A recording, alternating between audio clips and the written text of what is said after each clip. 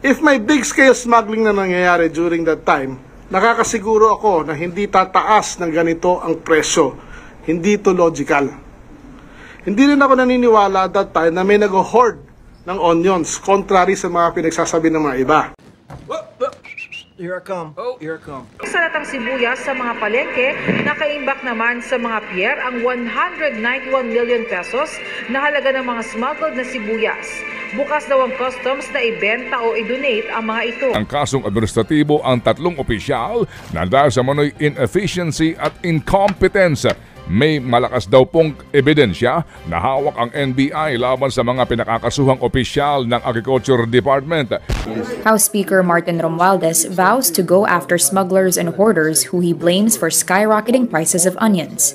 My message is moderate your drink, release the supply of these basic commodities, these vegetables, whether they be onions, garlic. If not, your days are numbered. We're going after all of Ibinaon ng mga otoridad ang toneladan smuggled na sibuyas na nakumpiska sa Zamboanga noong nakaraang buwan.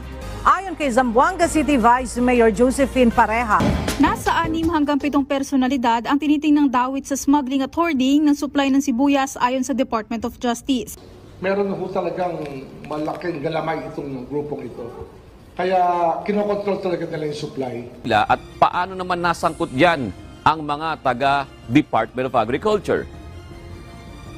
Yes, June, ayon nga kay Israel de Guyal, ang chairman ng Bonena Multipurpose Cooperative, binibili ang mga supply na nasa loob ng cold storage units at saka mag-aanunsyo ng kakulangan sa supply.